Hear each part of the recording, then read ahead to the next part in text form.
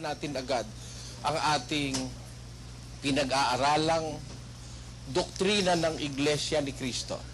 At ang isa sa mga pangunahing doktrina nila, kaya sila ang totoo, dahil ang pangalan ng kanilang iglesia ay Iglesia ni Cristo.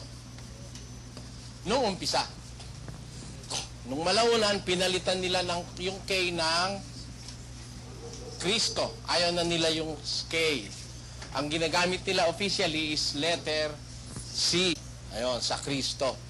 Pero mapapansin nyo, sa pasimula ng kanilang mga pasugo at mga pampleto, ginagamit nila itong letter K. Hindi lang natin malaman kasi siguro baka yung katutukso ng mga tao na Iglesia ni Kulapo, yung K para hindi masyadong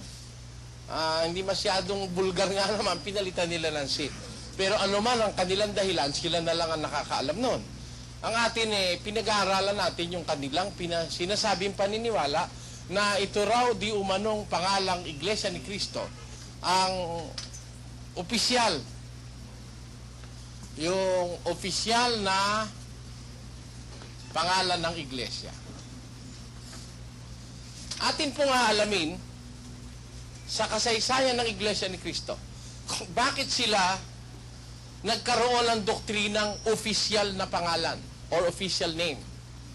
Sino ho ba ang naglagay ng official name ng Iglesia ni Cristo bilang official name ng Iglesia ni Cristo? Aalamin ho natin yan sa pagtuturo ng Biblia at saka sa pagtuturo ng kanilang rehistro. Tingnan natin kung bakit sila naniniwala na ang Iglesia ni Cristo ang opisyal na pangalan ng Iglesia. Ayon dito sa kanilang registration, doon pa sa panahon ng Bureau de Comercio, wala pa po noon ang Securities and Exchange Commission. Ito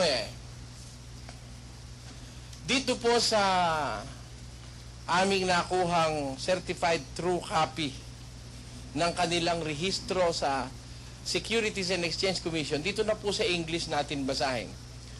Know all men by this presence that in Sitio Punta Santa Ana, jurisdiction of the city of Manila, Philippine Islands, the members of this society denominated as Iglesia ni Cristo, in its meeting held unanimously resolved the following. Number 1, that the society be formally called Iglesia ni Cristo, and the same shall have as its object the formulation of a corporation under the laws of the Philippine Islands. That the object for which the society has been established is none other than to propagate the doctrines and judicious teachings of the gospel of Christ in the whole Philippine archipelago, and as such, its existence may depend on public charity.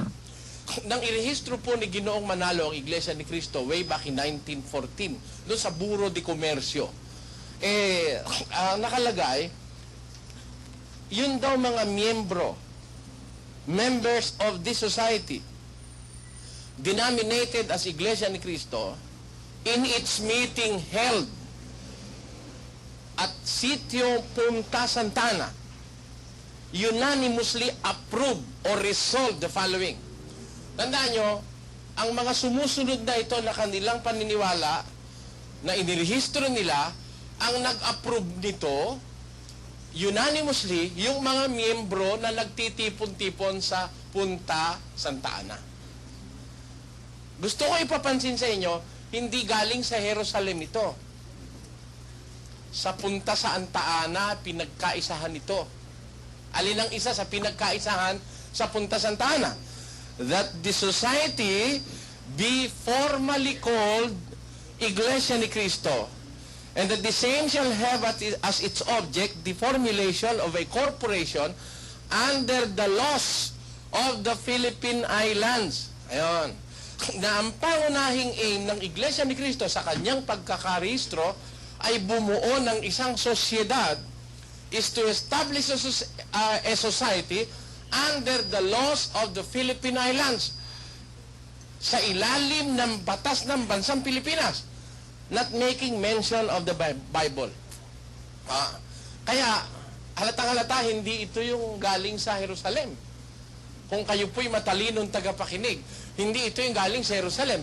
Because this will be established under the laws of the Philippine Islands. Walang kinalam na ng gospel ni Christ ng ating Panginoon Kristo rito. At yung kanilang paniniwalang, ang formal name nila, the official name of this society is Iglesia ni Cristo, yun po'y pinagtibay nila sa Punta Santa Ana, Manila. Wala pong sinasite dito na yun pinagtibay ng Biblia. Kundi sila po ang nagtibay noon na ito'y tatawaging Iglesia ni Cristo. Pagkatapos, that the object for which the society has been established is none other than to propagate the doctrines and judicious teachings of the gospel of Christ in the whole Philippine archipelago. Ayon, ang talagang intensyon nila, mangaral lang sa buong Pilipinas nung umpisa. In the whole Philippine archipelago. And as such, its existence may depend on public charity. Ang kanila raw pag-iral ay magdidepende o aasa sa caritas publicas, sa kawang-gawang galing sa publiko. Dito tayo kasi kay Ginoong Manalo, nang irehistro itong kanilang iglesia, ay they will depend on public charities. Kaya nga sila, kumukuha rin sila ng abuluyan sa hindi nila miyembro. At ngayong mayaman na sila, pagka bumisita ka, tatapatan ka rin ng kahon. Hindi ba kagaya nung itinataguyod namin paniniwala? Paki-close up mo nga yun direct. Tingnan nyo dito sa amin, matagal na kayong pumupunta. May naupuan na ba kayong sobre dyan? At kung kayo dumadalo sa aming pagkakatipon, hiningan na ba namin kayo ng pera?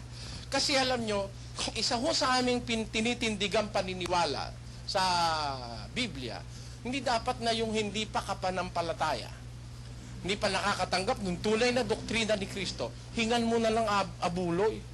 Kagaya ng ginagawa ng lahat halos ng iglesia sa ating panahon. Pati na ang iglesia ni Kristo sa kabilang napakayaman na ng iglesia ni Kristo. Kaya tamang-tama rito sa kanilang talagang hihingi nga sila sa publiko. Because according to their original registration, the existence of their organization will depend on public charities. Ngayon, yan ang pagkakalagay ng Iglesia ni Cristo sa Buro de Comercio. Kaya sila may ganyang pangalan.